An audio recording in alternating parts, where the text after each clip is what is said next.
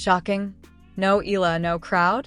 Toronto goes silent after Alex Eala's exit. Something changed in Toronto the moment Alex Eala walked off the court. The Philippine flags disappeared. The chants faded. The packed seats that had been shaking with noise suddenly felt strangely quiet. For 3 straight nights, Toronto had witnessed something extraordinary. More than 10,000 fans had packed the stadium, transforming the Canadian Open into something that looked less like a traditional tennis tournament and more like a celebration of Filipino culture. There were flags hanging from the railings. Families arrived hours before matches. Children wore Alex Eala shirts. Fans traveled long distances just to see her play. Even people who had never attended a professional tennis match before wanted to experience the atmosphere. Then, on August 9, 2026, it ended. Alex Eala's remarkable run at the National Bank Open came to an abrupt conclusion when she lost to Swiss veteran Belinda Bencic 6-4, 6-0 in just 73 minutes. And suddenly, Toronto was quiet. The tournament's official social media account summed up the moment bluntly: Eala mania had come to an end.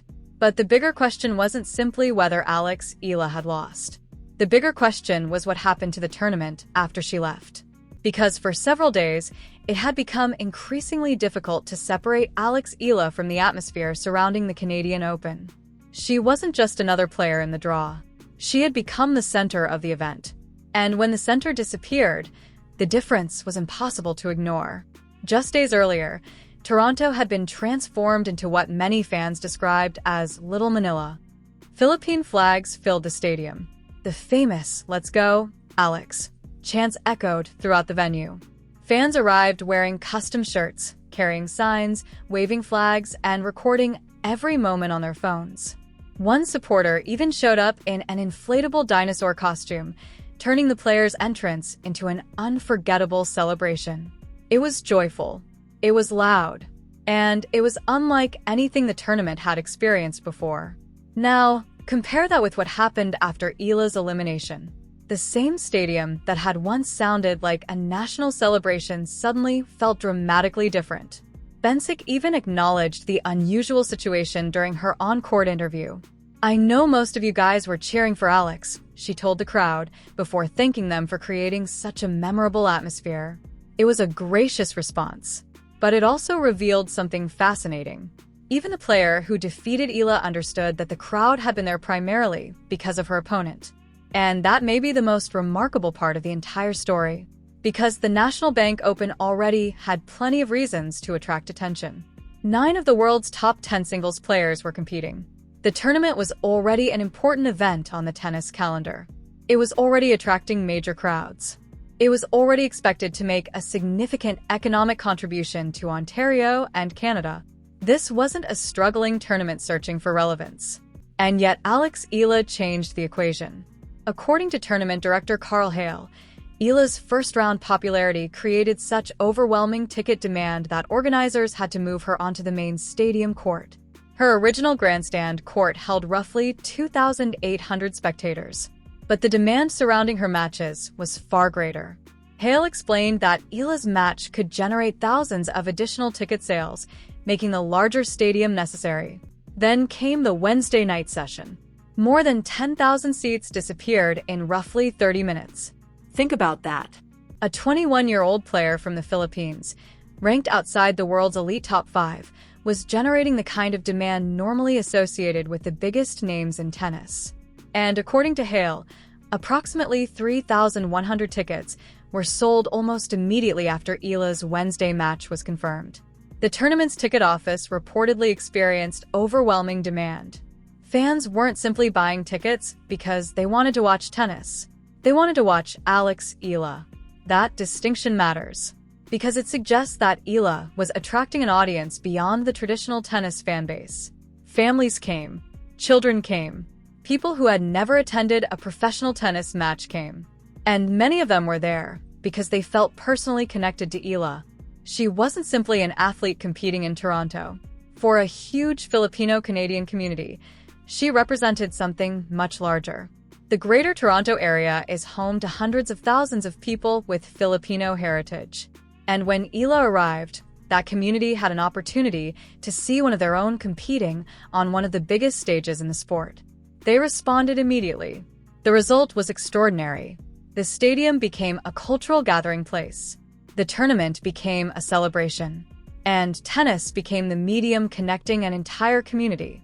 One of the clearest examples was the food. Tournament organizers added Filipino chicken adobo to the food offerings during the event. It was a small decision on paper, but symbolically, it was enormous. This wasn't simply another menu item. It represented how quickly the event itself was responding to the energy surrounding Eala. Hale described the move as something he had never seen happen before, a tournament adding a food offering during the event specifically because of a player's supporters. That is the Eala effect in its simplest form. Her influence wasn't limited to the court. It reached the stands. It reached the food court. It reached social media. It reached local communities. It reached television broadcasts. And it reached people who previously had little connection to professional tennis. Play-by-play commentator Mark Pye captured the atmosphere perfectly when he compared the noise surrounding Eala's matches to the kind of roar normally associated with a Grand Slam victory. And yet this wasn't a Grand Slam. It wasn't a championship match. It wasn't even the final weekend. It was the Canadian Open. And the stadium sounded like something much bigger.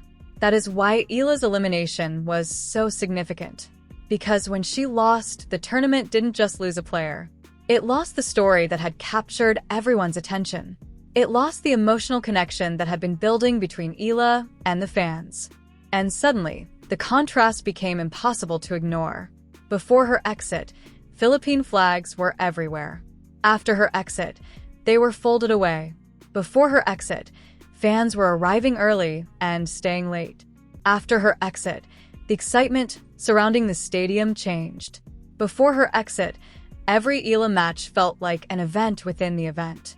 After her exit, the tournament had to continue without the player who had become its biggest attraction. And that creates an uncomfortable question for the WTA and tournament organizers. What happens when one player becomes bigger than the event itself? Because that's exactly what Toronto appeared to discover. The tournament had stars. It had rankings. It had elite competition. It had some of the best female tennis players in the world. But Eala brought something different. She brought a community. And communities are difficult to manufacture. You can't simply create a marketing campaign and expect thousands of people to suddenly become emotionally invested. You can't put a superstar's photograph on a billboard and guarantee that families will drive hours to watch her play. That kind of connection has to develop naturally. And Eala had it. Her supporters weren't simply spectators. They behaved like a movement. They traveled. They organized. They brought flags. They created watch parties. They filled social media with clips and reactions. They turned every match into an occasion. That is why comparisons with Filipino boxing legend Manny Pacquiao began appearing. Pacquiao didn't simply have fans. He had a national following. His biggest fights became cultural events. Eala is obviously at a completely different stage of her career, but the comparison isn't really about achievements. It's about the relationship between athlete and audience. It's about what happens when a sports figure becomes a source of national pride. And Toronto offered one of the clearest examples yet of that phenomenon. The most fascinating part is that Eala herself seemed to understand it. After her elimination, she spoke about the Filipino community and described herself as just one small part of something much larger. She emphasized the pride, passion, kindness, and support of the community. And that may be exactly why people connect with her. She doesn't appear to view the attention as something that belongs entirely to her. She sees herself as part of something bigger. That humility matters. Because the fans aren't simply cheering for a ranking. They're cheering for representation. They're cheering for possibility.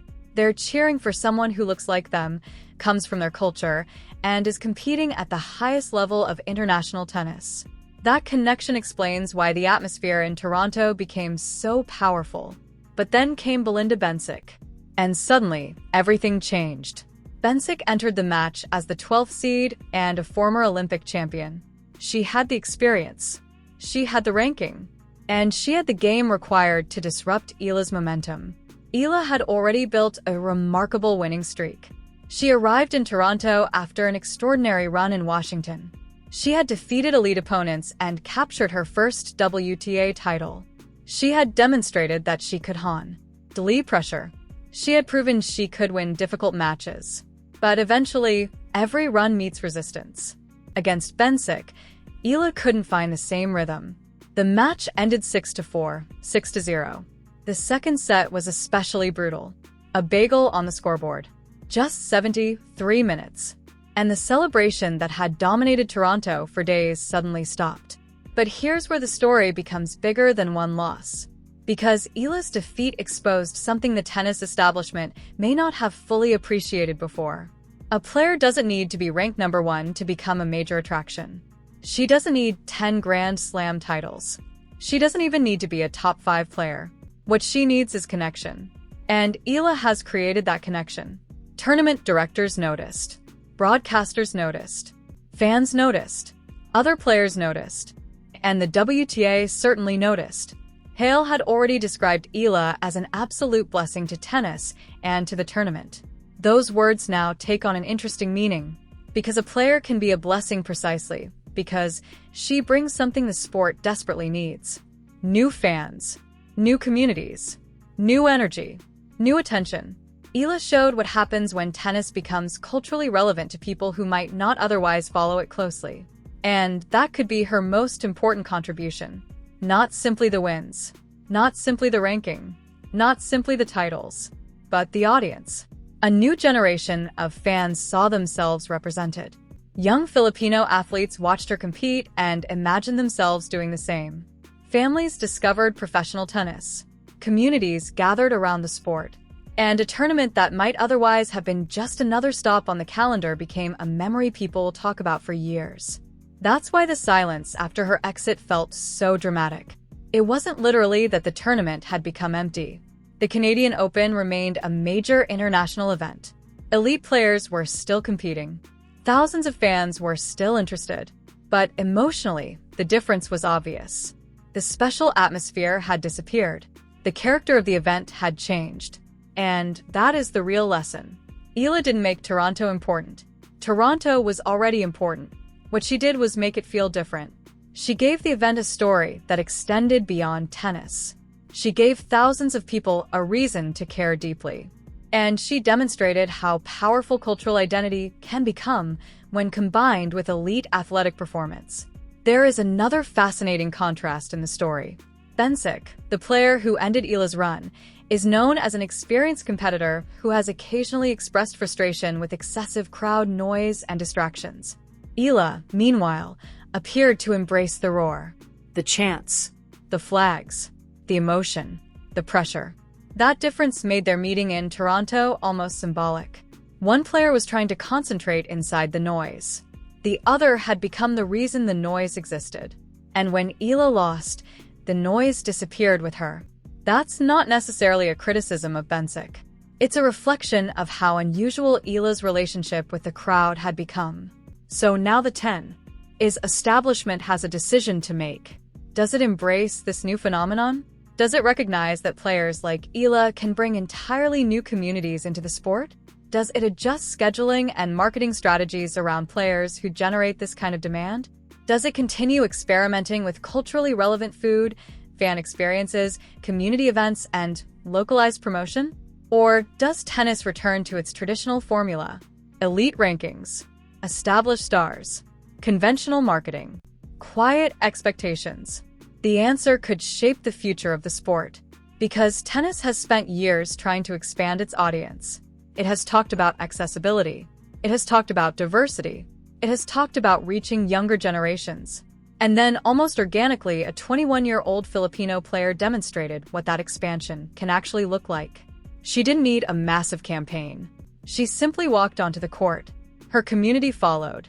And suddenly thousands of people who might never have cared about the Canadian Open were paying attention. That is powerful. And it is also something tournament organizers cannot afford to ignore. The Eala effect may not be a temporary curiosity. It could be the beginning of something much bigger. Because if she continues improving, if she climbs higher in the rankings, if she wins more titles, and if her international profile continues expanding, the crowds could become even larger. Washington was a preview. Toronto was a demonstration. The next stage could be something entirely different. Imagine Eala returning to Toronto as a top 10 player. Imagine her returning after winning a major title. Imagine her walking onto a Grand Slam center court with tens of thousands of Filipino fans watching. The atmosphere could be extraordinary, and the tennis world would have no choice but to acknowledge what Toronto revealed. Alex Eala is not simply building a tennis career.